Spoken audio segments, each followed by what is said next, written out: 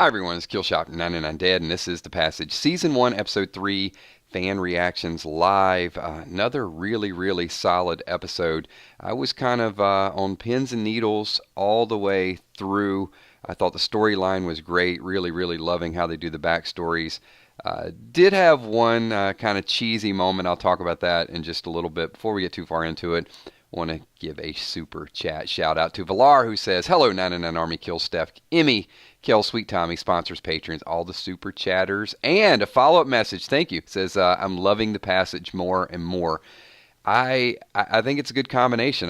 I'm right there with you, Valar.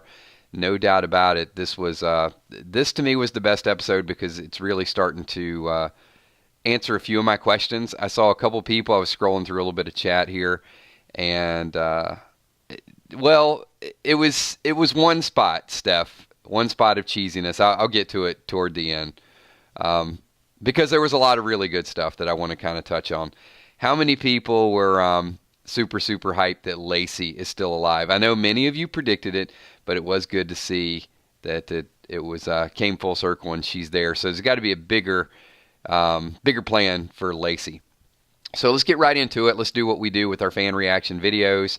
And let me just ask you, what was the most shocking moment? What was, if I ask you for a reaction, what part of tonight's episode surprised you the most or impressed you the most? Yep, Chris Rain's like, "I told you that." Okay, you're right. I was hopeful. I was optimistic, but I wasn't 100%. I think a lot of people are going to say that Lacey survived. That was like, yeah, there you go.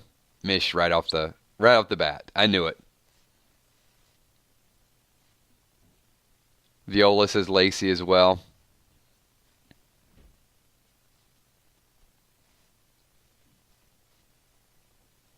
There had to be, most everybody says Lacey survival.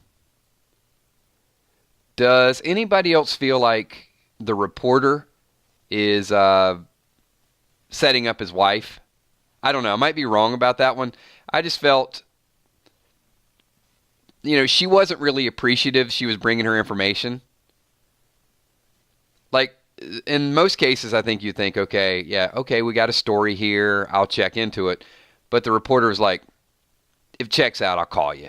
And then, after some of it checked out, she wants to meet. Lisa Khaleesi says the reporter might die. Yeah, something sketchy about her. I guess what I'm so impressed with at this point in the show is the flashbacks. Maybe this has been done somehow, somewhere before, but I can't ever remember. Can anybody ever remember when a flashback was told through telepathy? Like making you feel the flashback instead of telling the story? Or I just think it's a really amazing, neat way of doing it.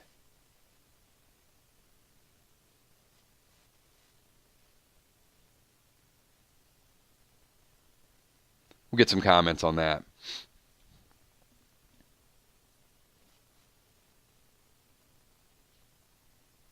Just want to get a few of your comments included in this video. Yeah, and who knows who's going to be next?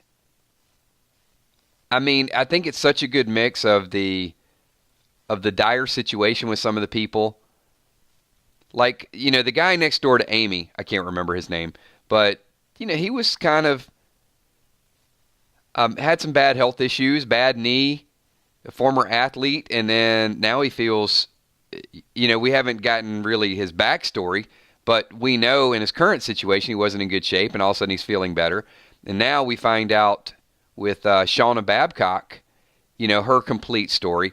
And I had a feeling that her money was going to be gone, but, the fact she was abused for 8 years, that's rough. And there was it was rough to watch that, but there was a little bit of vindication, watching her take out her frustrations on her mom and then Danny.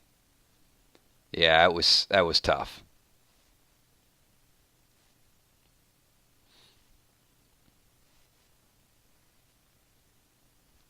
I do. Well, Steph asked moments of cheesiness, so there were two. Um, and I don't want to pick it apart, But Brad getting all the way down, to the secret chambers. Can someone buy a surveillance camera? I mean, just one. And I know going into the room, the surveillance was turned off, but there's no surveillance in the hallway. There's no surveillance in the room. That seemed a little bit too easy. And yeah, Brad going down there was it wasn't Fear the Walking Dead unrealistic, but for something that they've got so much security and they're watching over people, I thought that was way too easy. And the dream at the end, that was the only thing. I was willing to fully accept all of the lack of security and him going down there because I know I had to tell the story. But then Fanning being like in his dream and him waking up, the look on his face did not scream out like afraid. They're going to have to work with Zach just a little bit more on his screaming horror petrified acting skills. I'm honest. I almost giggled a little bit when I saw the look on his face. It's like he could do better than that. I know I'm being a little picky. Go back and watch it again. He just didn't seem like completely I guess terrified. A good jump scare at the end. I don't know. I didn't get a jump scare. I guess that's why it kind of just rolled off a little bit.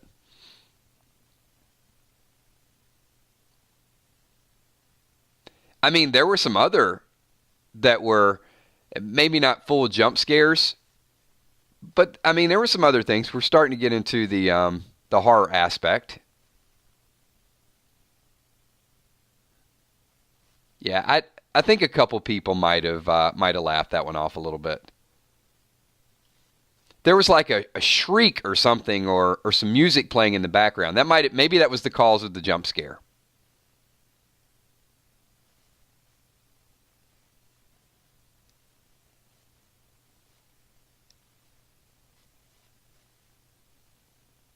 Just going to check out a couple comments here. Yeah, it's a good point, Viola. I mean, yes, I mean, I know how do you drug Amy? Because they believe she's the last resort. That's the only reason.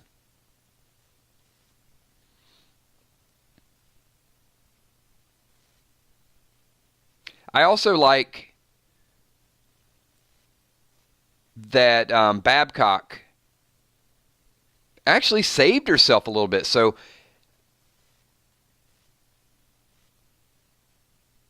we do know the history's true because Brad brought her there, but it's almost as if,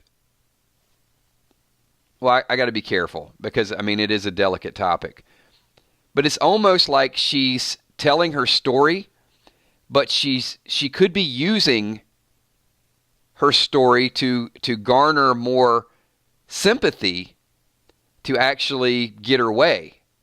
Does that make sense? I mean, it's like we know what happened to her, but then she's got to get that into people's minds so they stop torturing her and give her a little bit of a break. So a little bit of manipulation as well.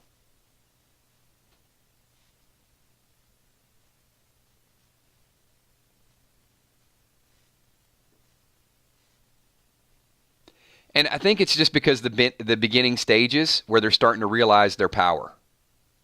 Keep in mind, this is relatively new, and I think that's what we're going to see develop throughout the season and next season and beyond, is how these heightened senses and when it's fully matured and they can control it. Super cool that Babcock and Fanning were having a conversation and they're able to sort of to stifle and quell that bloodlust. So just concentrate. And he even told her as much. They're talking and they're not even talking.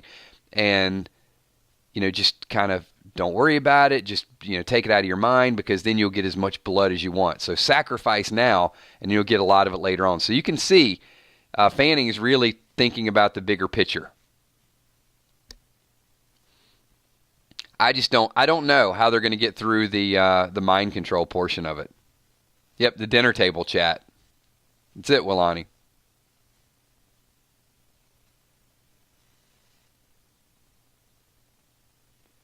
I'm also wondering what makes them susceptible to being mind controlled. How's Brad going to be able to avoid that?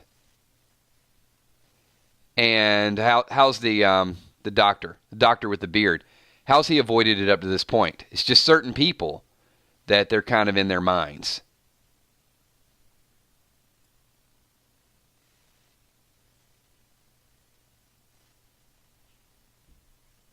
And then you can see Amy, and I don't know, maybe Amy can rescue a few of them, but the guy next to her, he's going to be the first one to die, right?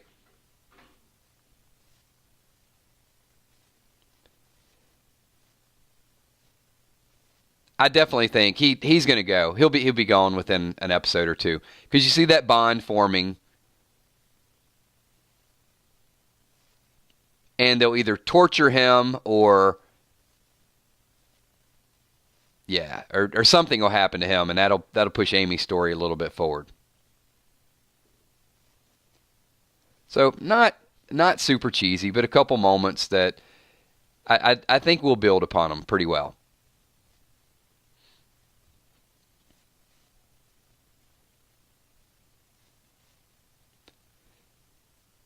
And the one security guard, I got to tell you, I don't know how they can have a straight conversation with that guy.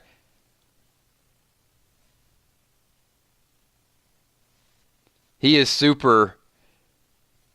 I mean, the fact he has a job, but he's just super paranoid, and he's a little bit creepy too.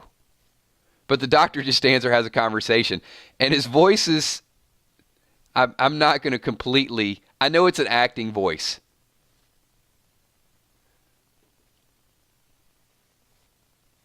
But there's something about him that's, Brad wakes up and the guy's just there like looking. Maybe he's trying to warn him. But I wasn't comfortable with him.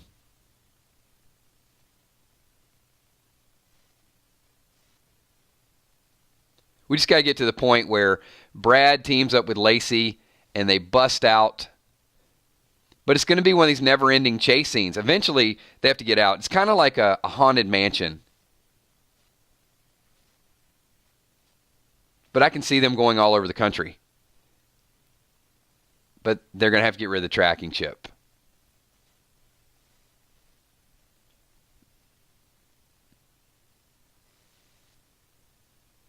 That's a good point. Maybe he's just he's frightened. He might play the frightened role, frightened. There you go. Frightened role better than Brad played it. He did. You know what, Hard and Nixie, you're right. He did remind me of Adam Sandler. Maybe that's why I didn't like him.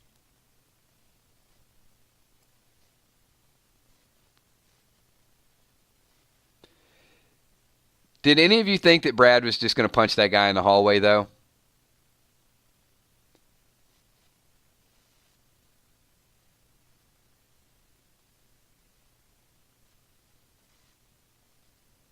I thought he was just going to sock him one time before they went in. But you can see the bond. You can see Brad just has he's willing to swallow his pride just to kind of make it easier on Amy.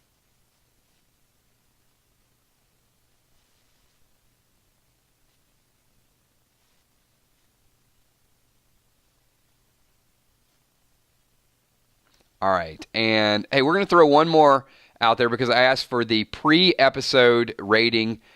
I'm going to ask you guys right now. So let's just go ahead and do it. Tonight's episode, don't take into account episode 1, episode 2. Just tonight only, 1 to a 10. Let's see where you guys have it. Khaleesi's still staying with the 13. It's always going to be 13, I guess. I'm going to give it a 9. I give it a 9 tonight. Hey, glad to see Chris putting the big number up there. 9.2, 9, 8, 9. Few 8s. Really, really good scores. Hey, I think we got a keeper, everybody. I think we got a show that is only going to grow. It's been solid for 3 episodes. I'm going to ask you guys to draw one more comparison. Because we know Game of Thrones and Walking Dead is in a different stratosphere. But if you had a show to watch right now between Fear the Walking Dead and The Passage, let's see how you compare those two. Pick one of two. Not The Walking Dead, not Game of Thrones, but Fear the Walking Dead or The Passage.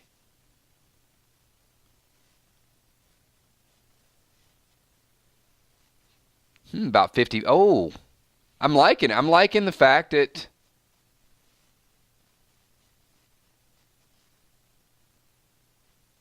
that's impressive. That is very impressive.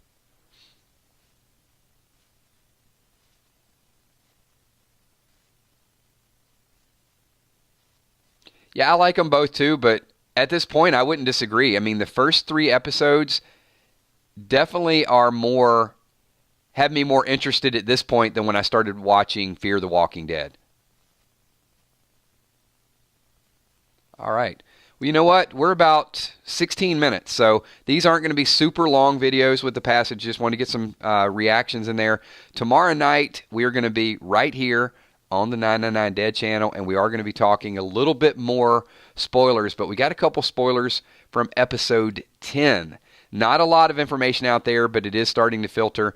So before it's kind of widespread, that's a good point. Viole's like, I want spoilers on The Passage.